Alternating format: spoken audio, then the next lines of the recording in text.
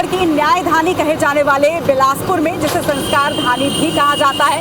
नमस्कार, मैं हूँ आप सभी के साथ रचना निकेश और अपनी ईवी लेके आज हम आए हैं सफर करने ईवीएम तक का, यानी कि जनता से जानेंगे कि उनके मुद्दे क्या है।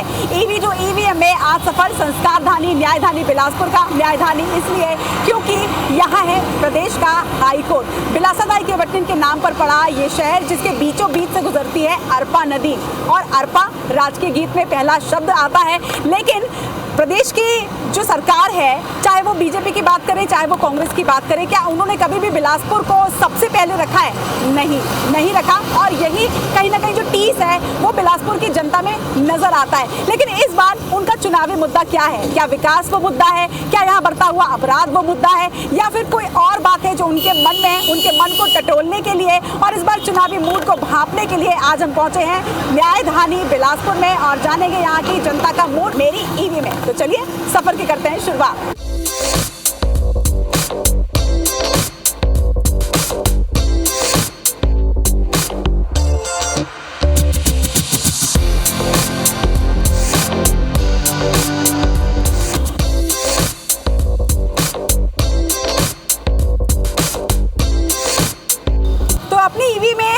पहुंचे हैं, देखिए नेहरू चौक में ज़रा हम रुकेंगे, अपनी गाड़ी को पार्क करेंगे और यहाँ पर ज़रा जनता से बातचीत करेंगे, जानेंगे कि आखिर यहाँ के लोगों के मुद्दे क्या क्या हैं। आइए उनसे चुनाव पर उनकी ही बातचीत करते हैं और जानते हैं।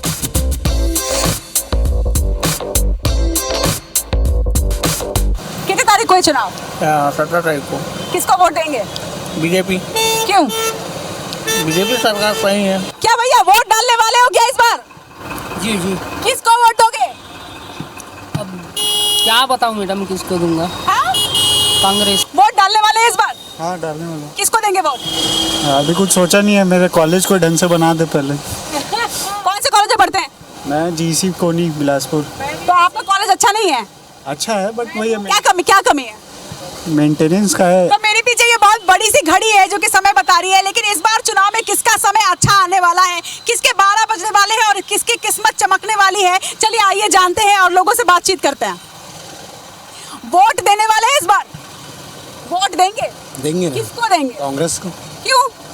शुरू से वही आदत है। शुरू से आदत है, बस इसीलिए। विकास करे या ना करे? कौन करता कौन है ये बताइए आज के डेट में। हाँ, तो सही कैंडिडेट चुनेंगे तब तो। सही कैंडिडेट को चुनता कौन है तुम? अच्छा ऐसा है। आपके शहर का विकास हुआ है बिलासपुर का? अभी फिलहाल रुका हुआ है। ठीक है, तो इस बार ऐसा कोई प्रतिनिधि चुनेंगे जो विकास करे और गति दे दे। ठीक है, आप किसको वोट देने वाले हैं? भाजपा। क्यों? अपना भाजपा ही है अपने से पहले से। अच्छा एक चीज आप देखिए, यहाँ की जनता का जो मूड है, उनका मूड है, अगर वो भाजपा ही है तो भाजपा वाले को ही देंगे, कांग्रेस के हैं तो कांग्रेस वाले को ही देंगे। इससे फर्क नहीं पड़ता कि कौन क्या काम कर रहा है। तो ये एक अलग लॉयल्टी होती है जनता की। अलग अलग तरह के वोटर्स होते हैं, उनमें से एक वोटर वो जिनसे अभी हम मिले हैं।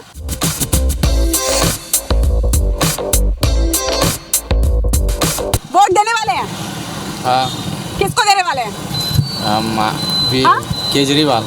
क्या काम किया? तो अभी कुछ नहीं किए यहाँ। दिल्ली मॉडल यहाँ भी चाहिए? हाँ। ठीक है, किसको वोट देने वाले हैं? अमर अग्रवाल को। क्यों? क्योंकि अपने ही है बढ़िया वो। तो पिछली बार क्यों नहीं दिया?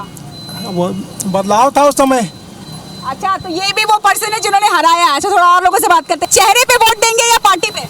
चेहरा अमर अग्रवाल। ओके, तो यहाँ मैक्सिमम लोग जो है वो अमर अग्रवाल को इस बार चाह रहे हैं। देखना होगा, आगे चलते हैं और लोगों से बात करते हैं और जानेंगे कि और लोग क्या कहते हैं।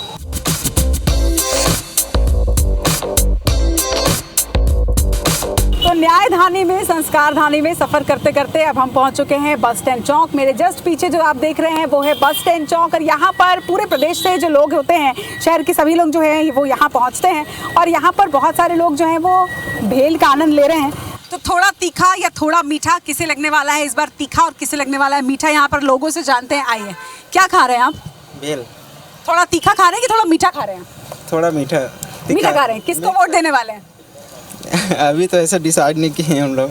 अच्छा, हम बहुत घूम रहे हैं, पूरे बिलासपुर में घूम रहे हैं। बिलासपुर के को हमने देखा, रायपुर जैसा जो एक सीन है वो नजर नहीं आ रहा है, यहाँ पर विकास नजर नहीं आ रहा है। ऐसा है क्या?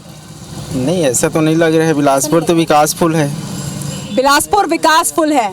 ओके, ठीक है, इनसे पूछते हैं। आपको लगता है कि जैसे रायपुर का विकास हुआ वैसे बिलासपुर का हुआ है? हो रहा है धीरे धीरे, तो भी हो रहा है। जो विकास हुआ बीजेपी से हुआ है, किसी से नहीं हुआ है। आज बिल्कुल दुनिया बदल गई है बीजेपी से, ये भी बता रहा हूँ। हाँ, लेकिन और छत्तीसगढ़ बदला है क्या? छत्तीसगढ़ तो ये बिलासपुर नहीं बदला, रायपुर बदला है। यहाँ ऑटो से कुछ लोग उतर रहे हैं, जरा उनसे भी जानते हैं। वोट देने वाले हैं इस बार? नो नहीं देंगे, नो, लेकिन आपको ये नहीं करना है, आपको वोट देना है। वो वोट देने के लिए मना कर रहे थे या बाइट देने के लिए, ये तो मुझे नहीं पता, लेकिन मुझे ये जरूर पता है कि आपके यानी कि बिलासपुर में 17 तारीख को दूसरे चरण के मतदान होने हैं। आप नो बिल्कुल मत कीजिएगा, मतदान केंद्र में पहुंचिएगा और लोकतंत्र के महापर्व में हिस्सा जरूर लीजिएगा, जिसे भी आपका मन करे, जो भी आपका मुद्दा हो, लेकिन वोट जरूर डालिएगा। अच्छा, ये बताइए कितने लोग दिन भर में चाय पी लेते हैं? लगभग 4-5 हजार लोग। क्या लगता है किसकी सरकार बन रही है इस बार छत्तीसगढ़ में? अब जो काम अच्छा करेगा उसका सरकार बनेगा। ये मुस्कुराते हुए कहा आपने, बताइए कौन अच्छा काम कर रहा है? अब अभी तो फिलहाल तो अभी अब कांग्रेसी वाला कर रहा है। आपका वोट किसको जा रहा है? अब अपना वोट कोई बताया तो ली जाता किसको देना है। जो मेरे क्षेत्र में अच्छा काम करेगा उसको वोट दूंगा मैं। तो आप विकास के मुद्दे पे वोट करेंगे, पार्टी और प्रत्याशी नहीं देखेंगे? नहीं, विकास के मुद्दे में जी। इस बार किसको वोट देंगे? कांग्रेस को। कांग्रेस को देंगे? क्यों कांग्रेस को क्यों? कांग्रेस को क्यों? अरे हमारी पुरानी वो है, चले आ रही है, और उसमें की जो शहीदों में न जो नाम लिखा है उनको बैठाना है। वैसे मेरी चाय ठंडी हो रही है तो मैं पहले चाय खत्म कर लेती हूँ। और ये भीड़ देखिए, गजब की भीड़ है। उम्मीद करती हूँ ऐसी ही भीड़ 17 तारीख को मतदान केंद्रों में भी बिलासपुर में जो है वो नजर आए। तो ईवी टू ईवीएम में आज हम हैं बिलासपुर विधानसभा क्षेत्र में, और बिलासपुर विधानसभा क्षेत्र से जो प्रत्याशी हमारे साथ है उन्हें किसी पहचान की जरूरत नहीं है, क्योंकि लगातार क्षेत्र में वो एक्टिव है, बीजेपी के कद्दावर नेता रहे हैं और 15 साल तक उन्होंने इस क्षेत्र में विकास किया है और प्रदेश की जनता उन्हें जानती है। बहुत बहुत स्वागत है अमर अग्रवाल जी आपका हमारे शो में। अच्छा, आपका एक बयान है, आप कहते हैं कि यहाँ पर अपराध बढ़ता जा रहा है, महिला अपराध बढ़ रहा है, नशाखोरी बढ़ रही है, और बिलासपुर का जो गौरव था वो कहीं खो सा गया है। किस गौरव की बात आप कर रहे हैं? 5 साल में बिलासपुर का वो जो वैभव है, बिलासपुर की जो खूबसूरती है, वो कहीं खो गई। इसलिए जनता अपने आप को नेतृत्व विहीन मानती है, और वो ये मानती है कि इस शहर में कोई नेता नहीं है जो उनकी सुन सके, अपराध को कम कर सके और विकास को करा सके।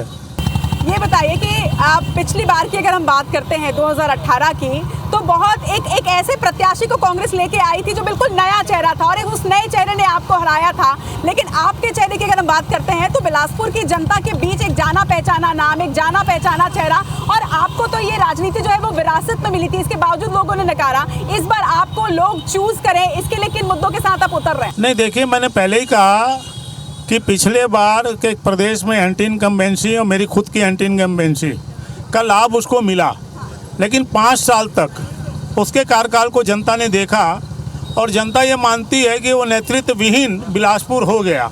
उसके पास कोई समस्या लेके जाता है, खुद अपना रोना चालू कर देता है। तो जनता को एक मजबूत और सशक्त नेतृत्व चाहिए, और मैंने बिलासपुर की जनता से वादा किया है कि बिलासपुर के मेरे समय के जो अधूरे प्रोजेक्ट हैं 3 साल के अंदर पूरा करूंगा। मैंने बिलासपुर का एक घोषणा पत्र कल जारी किया है। अरपा के पार अलग नगर निगम बनाऊंगा, बिलासपुर की आर्थिक प्रगति करूंगा, और अपराध मुक्त मैं 15 दिसंबर तक 3 तारीख को नतीजे आएंगे, बिलासपुर को करूंगा। और जनता इस बात को स्वीकार कर रही है और व्यापक मात्रा में जन समर्थन मुझे मिल रहा है। तो आज ईवी टू ईवीएम कार्यक्रम में बीजेपी के प्रत्याशी अमर अग्रवाल जी, जो कि साथ ही छत्तीसगढ़ के मंत्री रह चुके हैं, छत्तीसगढ़ की जनता के लिए उन्होंने कई काम किए हैं, आज उन्होंने बताया कि बिलासपुर के लिए उनके क्या प्राथमिकता रहेंगी। इसके साथ ही उन्होंने ये भी दावा किया है कि पूर्ण बहुमत के साथ इस बार छत्तीसगढ़ में बीजेपी जो है सरकार बनाने वाली है। तो ईवी टू ईवीएम में अपने ईवी में अब मैं निकल गई हूँ अपने दूसरे डेस्टिनेशन की तरफ, लेकिन ये जिस जगह पर इस वक्त मैं हूँ ये है अरपा का पुराना पुल। और मुझे अभी भी याद है कि जब बचपन में बारिश का मौसम हुआ करता था तो हम इस पुल में बाकायदा रुकते थे और रुककर पानी देखने आते थे, क्योंकि बहुत ऊपर तक पानी आता था। वजह क्या थी कि पूरे साल अरपा बिल्कुल सूखी रहती थी, लेकिन सिर्फ बरसात के वक्त में इसमें पानी जो है वो नजर आता था। अब अगर मैं आज की स्थिति जो है अगर आपको यहाँ पर दिखाऊं इस पुल की, तो ये पुल आप देखिए और इसमें पानी देखिए, पानी तो है लेकिन गंदगी किस कदर है वो देखिए। और ये एक बहुत बड़ा मुद्दा जो है वो बिलासपुर क्षेत्र में हमेशा से रहा है। बिलासपुर में अरपा के संवर्धन और संरक्षण के लिए लगातार आंदोलन भी किए जा रहे हैं, लेकिन 15 साल तक के बीजेपी का कार्यकाल और 5 साल तक के अब कांग्रेस का कार्यकाल लगभग पूरा हो चुका है। लेकिन इतने सालों में, या फिर इसके थोड़े और पीछे भी अगर हम चलें तो इतने सालों में अरपा नदी का, वही अरपा नदी जिसका नाम सबसे पहले राजकीय गीत में अगर कुछ सबसे पहले जो शब्द आता है वो होता है अरपा, अरपा पैरी की धार, आपने भी सुना होगा। लेकिन अरपा उसकी स्थिति क्या है ये शायद आप खुद देख पा रहे हैं कि कितने कम पानी है, कितनी गंदगी है इसमें। और यही वजह है कि बिलासपुर में जब हम आते हैं तो बिलासपुर में ये बहुत बड़ा मुद्दा है। तो जब हम अपने अगले प्रत्याशी से बात करेंगे तो उनसे बात करेंगे कि अपने 5 साल के कार्यकाल में उन्होंने इसके संरक्षण और संवर्धन के लिए क्या कुछ किया है। आइए चलते हैं। आज ईवीएम में हम पहुंचे हुए हैं बिलासपुर में और बिलासपुर के कांग्रेस प्रत्याशी और इसके साथ ही वर्तमान विधायक शैलेश पांडे जी हमारे साथ इस वक्त मौजूद है। अच्छा ये बताइए, पहली बार चुनाव लड़ना और पहली बार चुनाव लड़के ही जीत जाना, जनता का एक अलग ही प्यार आपको पिछली बार 2018 में मिला और आपने हराया भी एक ऐसे नेता को जो माना जाता था कि शायद ही कभी किसी से हारे। कैसा महसूस उस टाइम किया था और क्या वही जीत जो है वो इस बार रिपीट आप करने वाले हैं? देखिए, सेठ 15 साल काम कर रहा था, एक सेठ व्यक्ति, कोई जनता का प्रतिनिधि काम नहीं कर रहा था, वो सेठ जी थे। और जनता ने जब 2018 में मुझे अपना आशीर्वाद दिया तो एक सेवक को आशीर्वाद दिया, एक जनप्रतिनिधि को। मैं पिछले 5 साल जनता की पूरी सेवा किया।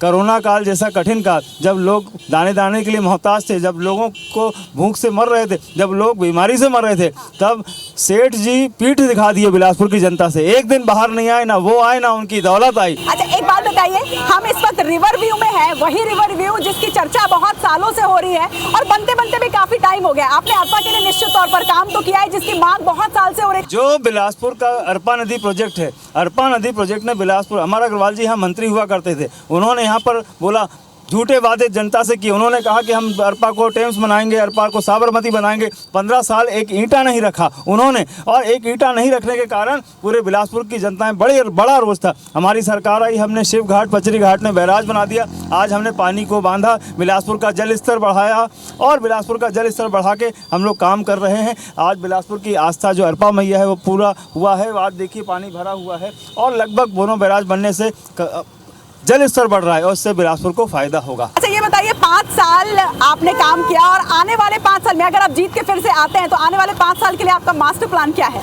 4 लेन सड़कें बनाने के बाद हम लोग काम कर रहे हैं। हाँ, आपने जो सवाल पूछा उस सवाल में आने वाले समय में बिलासपुर को 25 साल इन लोगों ने, भारतीय जनता पार्टी ने ढकेल दिया था। मेरा प्रयास ये रहेगा कि हम बिलासपुर को राजधानी स्तर पर जो है विकास करें। अभी हम लोगों ने देखिए 15 साल ये बोलते थे हम एयरपोर्ट चालू करेंगे, एयरपोर्ट चालू नहीं कर पाए। हमारी सरकार ने जो है वो बिलासपुर में एयरपोर्ट चालू कर दिया है।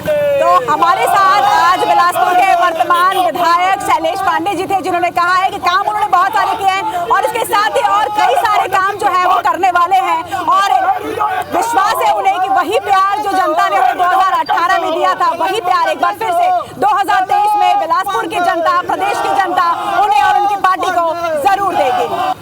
चलिए अपने ईवी टू ईवी के सफर को आगे बढ़ाते हैं और चलते हैं अगले अपने डेस्टिनेशन की तरफ।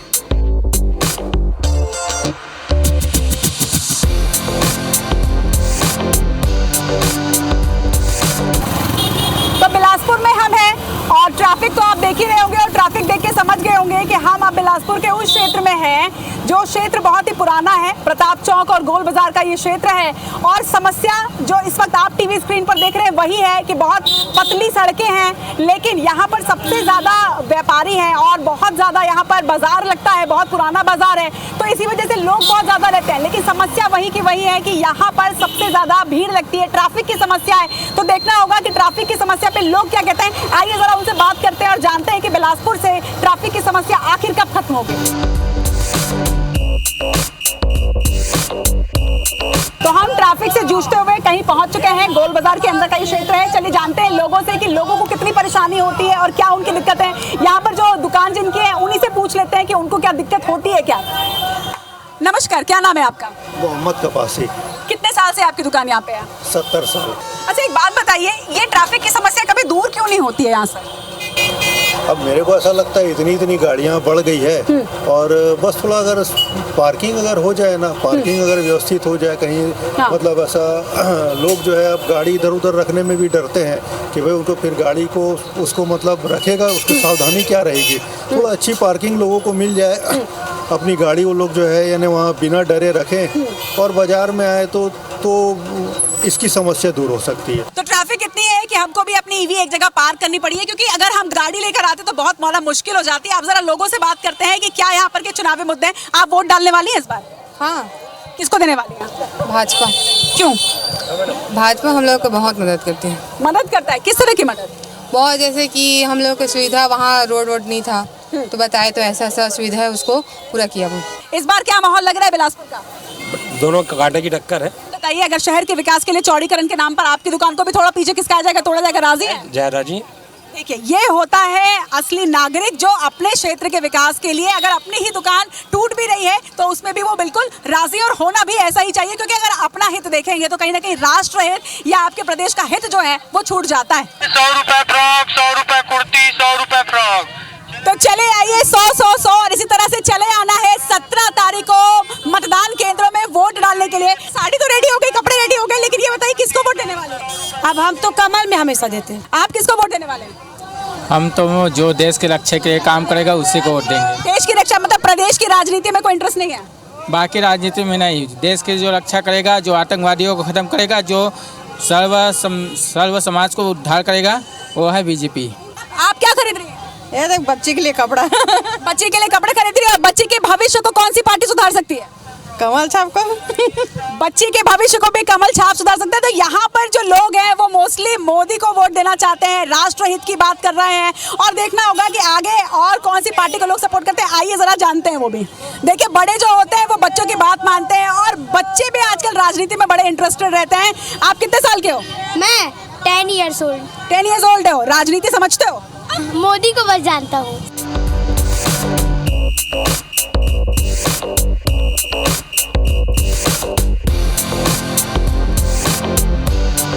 तो ये रही सफर हमर बिलासपुर के, क्योंकि आज हम पहुंचे थे छत्तीसगढ़ की न्यायधानी, संस्कारधानी कहे जाने वाले बिलासपुर शहर में। बिलासपुर शहर का पूरा सैर किया हमने इस ईवी में, और बहुत ही अच्छा ये सफ़र था हमारा ईवी के साथ में। और ईवी टू ईवीएम के आज के इस सफ़र में हमने जनता से भी बातचीत की कि क्या उनके मुद्दे हैं। बहुत अच्छा ट्रेंड यहाँ पर समझ में आया है। कुछ ऐसे लोग भी नजर आए जो बिल्कुल बीजेपी के ही सपोर्टर हैं, तो कुछ ऐसे लोग भी नजर आए जो कांग्रेस के बिल्कुल लॉयल वोटर्स हैं।